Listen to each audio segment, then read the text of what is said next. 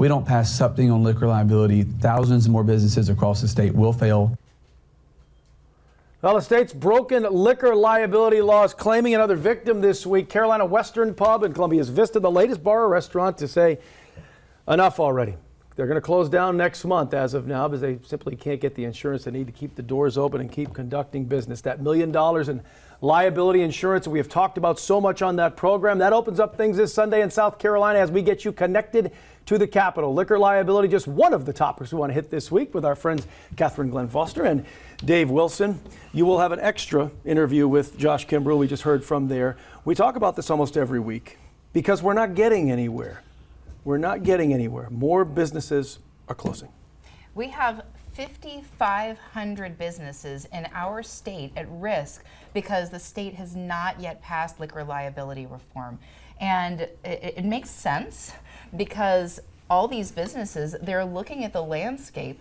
CWP, one of our favorite places to go. CWP has seen their payments go from $7,000 a month to $25,000 a month because of that $1 million requirement for any business that's selling alcohol past 5 p.m.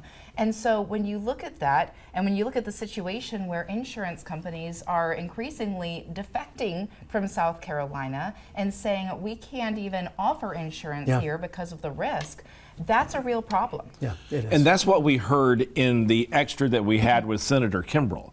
This is where you have two dueling bills like we talked about last week. We've got dueling bills that are going on here between the House, which simply handled the liquor liability issue, which is basically the bill as it stands right now, took the $1 million requirement for insurance and dropped it down. Yeah. And so that makes a whole lot of sense. But as Senator Kimbrell said in that extra, that if you want to catch that at WACH.com, the thing about that is, if you don't start addressing what some of the issues are on the insurance side, then the insurance companies are not coming back into South Carolina. One of the main issues that CWP is dealing with right now is not just the $7,000 to $25,000 jump in premiums, but they can't get anyone to give them an insurance policy in South Carolina. So the insurance companies have said, hey, listen, we're not going to be doing business in South Carolina. Well, that's bad for business. And so that's where, if the House version of this bill, the Senate now, they now have the Senate version. They struck everything in the House version, sent back theirs and said, do something with it. So we'll see how that plays itself out. We've only got 9 legislative days left. Clock's ticking. And that is really, really tight. Clock's ticking. I know that Senator Kimbrell talks about what could be done in the interim. A Hail Mary, as he calls it, that could maybe save things for temporarily. Right. We did have a story. Our Megan Gagno did a story about this, spoke to Senator Kimbrell and just some folks on the street and what's going on at CWP, just as an example of what's going on here. If we could take a look at that. Is across South Carolina, like Carolina Western Pub and Columbia's Vista, are left with no other choice but to close their doors. Many simply can't keep up with the rising costs of liquor liability insurance, required by what critics say is a broken state law.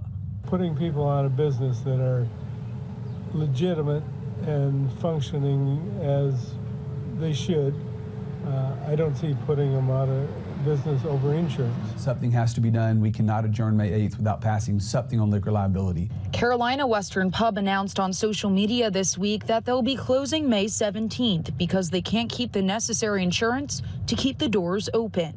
They say they're hoping for a, quote, miracle solution to what they call an insurance crisis.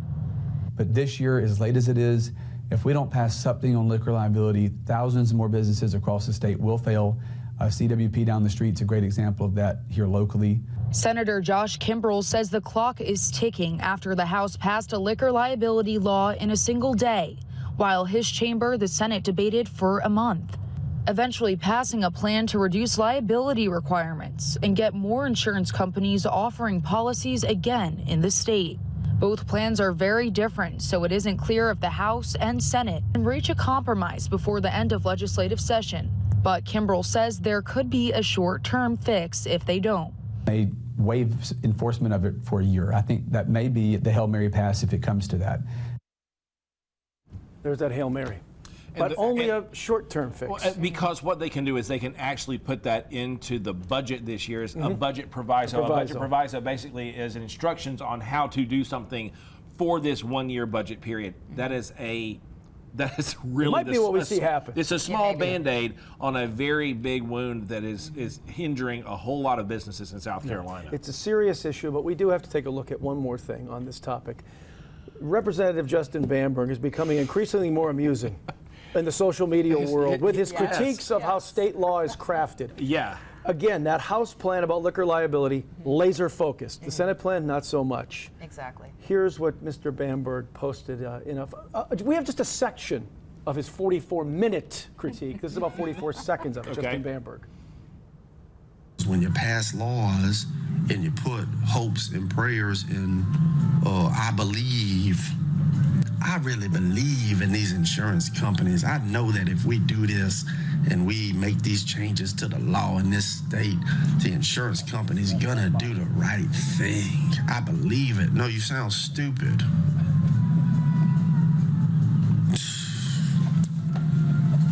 I'm just going to give you a moment of silence if you believe the insurance companies are going to do the right thing if the state of South Carolina passes any type of laws that doesn't include written requirements and legal mandates on the insurance industry of America.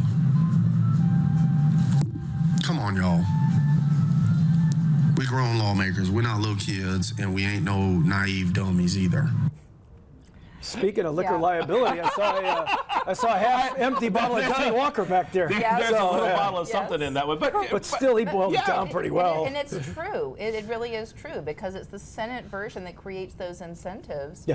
for the insurance companies to return. Yeah, absolutely. Yeah. So, But then again, it is Justin Bamberg, the representative from Bamberg, South Carolina, who It's fun. It's fun with the way I that the enjoy sausage is watching. made, as they say. If you're watching, Justin, we need you on here Yes. to Yes, actually we do. share even more so the great insights that we get from inside the inside of the State House. Yeah, so so again, we have a much more extended conversation with Senator Josh Kimbrell about that Dave did. Check that out at WACH.com. We got a few more items to hit in the coming segments. We're going to talk about some of the appointees by the governor that aren't picking up great traction as they're getting confirmed or not confirmed. Also, we're going to hit that boat tax issue again. That was in a committee hearing this past week with a lot of people that came up on both sides of the issue talking about that. And finally, we're going to cap things off with developments when it comes to Treasurer Curtis Loftis. Oh, So, Monday is coming. Monday in Yes. South Carolina is what everyone's looking for. So let's get us connected to the Capitol.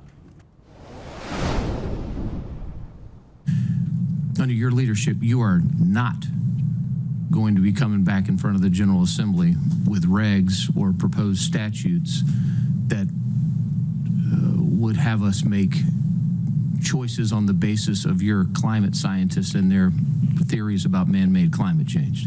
No, sir. Short answer there to that question. That hearing last week, about 50 minutes or so, Myra Reese was passed along to the next level. She is appointed to run what we used to know as DHEC, but Right. now is the Department of Environmental Services. Senator Wes Clymer there talking to her. He was the one dissenting vote against approving her to the next level. 10 Right. to 1 to 4 who didn't vote at all. There were four. But again, another McMaster appointee who's getting some pushback about climate change in this case, but just pushback in general from his own party. exactly. Yes. Unlike what we saw last week with Dr. Skimmer, who was going to take over the Department of Health. Yes. He was the head of DHEC for a while.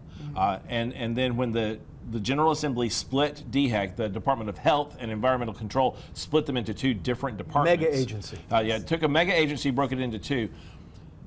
McMaster wanted Skimmer to remain in that leadership position over the Department of Health, but he received tons of pushback. And as a Pushed matter him of out of the fact, door they almost, pushed him out the door. virtually. So the question then becomes one of, so who's going to be leading that? There's rumors floating around the State House right now that McMaster will try to put him back into that position using a recess appointment after the legislature comes to an end on May 8th. And then no action can be taken against him at that point. At that Right. point. Right. Okay. Yeah. Now, there's a name that's come up in this Myra Reese appointment pushback.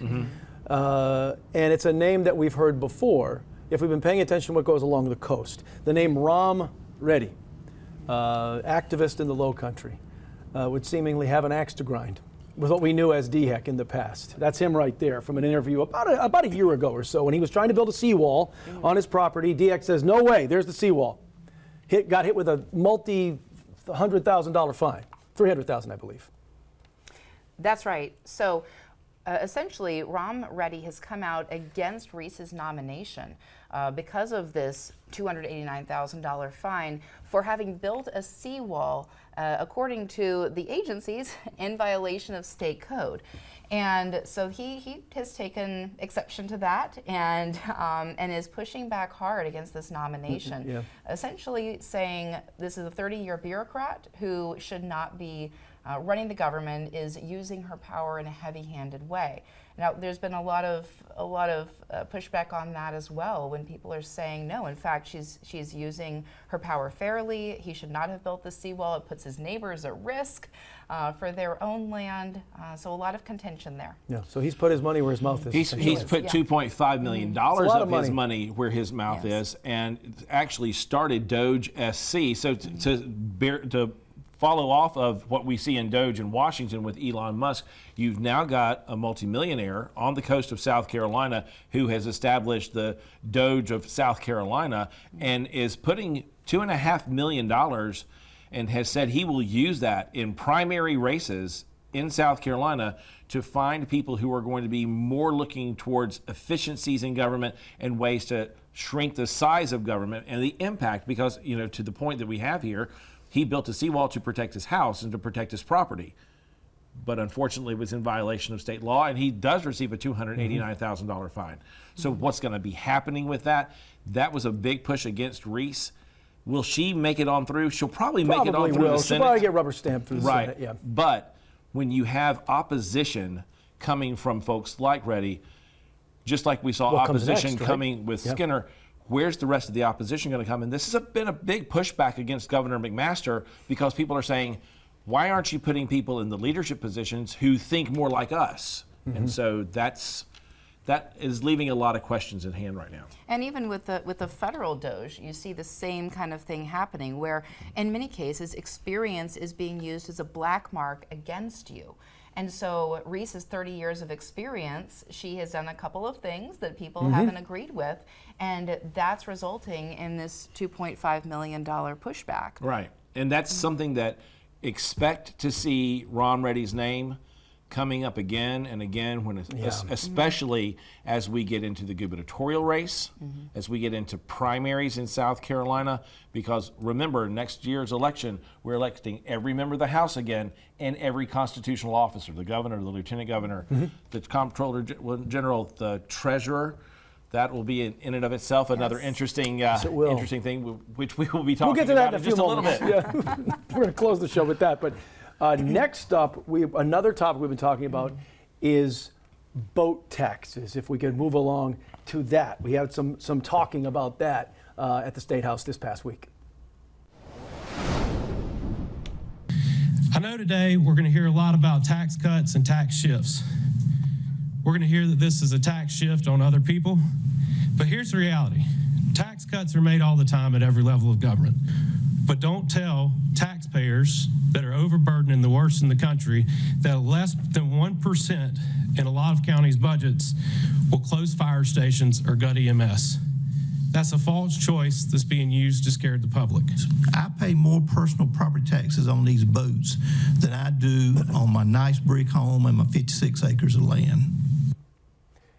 That's Eddie Taylor right there. Probably speaks for a lot of people, not only in Lexington County, but in many places. And he says he's only got like a 15-foot John boat and about another basic 20-foot boat, and he's being charged taxes that are equivalent to maybe $1 million boat. Right. So that's what it comes to when we're talking about boat tax here in this state. Way high. They are. We had an extra on that with Representative Gary Brewer and Geddes Brandon at one point. And Geddes Brandon. And to understand where this is coming from, you've got to look at the fact that in neighboring counties and neighboring states, boat taxes are 3 times higher in South Carolina than they are in other places. And so what does that mean for you? A $50,000 boat may cost you $2,500 in taxes here, but if you simply went across the state line, or a better example maybe in Anderson County and you're on either side of Lake Hartwell, then you're actually going to be paying 3 times more to have your boat in South Carolina than over in Georgia. So you see a lot of people who are moving their boats into other states. And moving money out of this state. And moving money out of this state. Exactly. And so there's been this pushback saying that this is a tax shift and that we'll end up losing tax dollars. The counterpoint to that is just like with any business, it's about kind of supply and demand. So when you lower the boat tax from 10.1 to 6%, then people are incentivized to bring their boats back into the state. There were 2 boat shows recently, I believe down in Charleston, and we've heard that of the 120 South Carolina residents who bought boats at these shows, more than 80% of those South Carolina residents registered those boats in other states. And that to me is so telling because it makes sense to register your boat here if you can, have it registered locally, but they just can't do it, not when it's 3 times higher. We also did hear from some of the opponents to cutting taxes because as well. the counties do have an issue with this. If we could hear from them, those opponents. If you go through with this cut, it's going to cost us $400,000. Now, I know what you're thinking. That's not a lot of money. And maybe it's not to Georgetown or Dorchester or Jasper or somebody, Charleston, some of these counties. But $400,000 is a lot of money to Saluda County. We're going to cut into the county's revenue stream. That's just the bottom, if we do this. And that's okay. I mean, if we decide to do that, let's do it. But that's what we're doing. And you can't put lipstick on the pig and say, I mean, it's still pigs. You do this tax shift, and they got to try to make it up. As already been stated, you're going to either have to cut services or you're going to have to lay off people. So as with every issue we talk about on this program, there are multiple sides to every single argument. Greg Hembry seems like he's for the plan, but says, hey, let's not lie about what we're doing. Well, the other part about it, too, though, is Greg Hembry's district is in Horry County. Boats all over the place. Horry County already has a lower boat tax because their county has revenues that come in from tourism with Myrtle Beach and all of the areas that are around there. And they're not paying nearly as much in Horry County for a boat as you are in the next county down, which is Georgetown, or the next county down, which is Charleston. And that's taking a big hit for a lot of people. And people, as Catherine said a moment ago, registering their boats in other states, which means, guess what?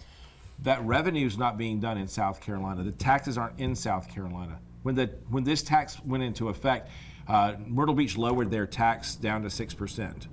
And, Senator Hembry in that hearing said, we had a couple thousand boats come back. Well, let's just do some math on that real quick.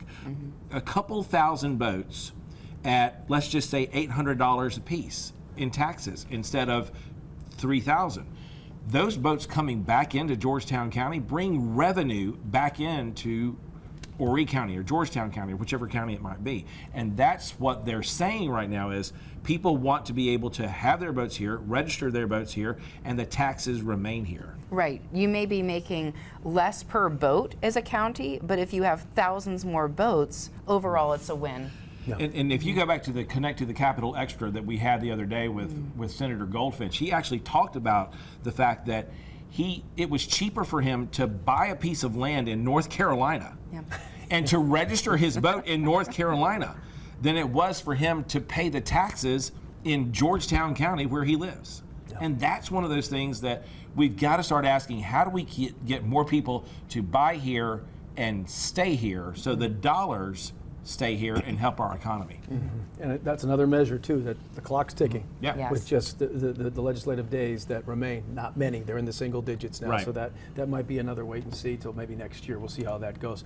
But that brings us to our final segment now with the conversation that is going to be the driver all this coming week. All right, as promised, the straw that stirs the drink of conversations lately. The State Treasurer Curtis Loftis, the potential for his removal from office, or at least there's a hearing coming up tomorrow, Monday, in the Senate. They have been after him for the better part of a year over that $1.8 billion money mystery. Not much of a mystery. The money never existed, but the finger of blame pointed squarely at the Treasurer's office. A Senate subcommittee saying he needs to be held accountable for this, even though there are a lot of levels of accounting or bookkeeping, let's say, before the money gets to him. Monday is going to be a long day in the Senate, and I bet we're going to hear a lot of words, maybe even some bad ones. There's a very good possibility with that. But, you know, I think the interesting part was when the state Supreme Court this week said we're not on Thursday said the show must go on. The show must go on. Yes, the trial is on. In essence, the Supreme Court issued a one-page ruling, an order, saying that the issue was not yet ripe, essentially punting the ball, saying we can't decide if this office, if the treasurer is subject to removal because no one has voted for him to be removed. We have to let the trial go on, and then if in fact he's supposed to be removed, if they vote to then remove maybe they him, can decide. Then they can decide. So who knows? Maybe they were busy this week, but well, we're going to be busy on Monday. They may not be busy, but well, this goes back to the fact of how do we select judges in South Carolina, because every one of those judges on the Supreme Court is actually elected by the members of the legislature.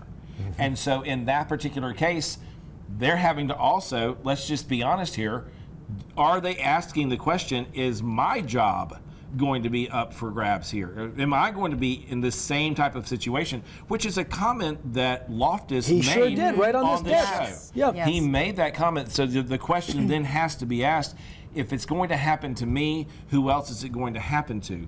Now, it'll be interesting once we get through tomorrow's hearing.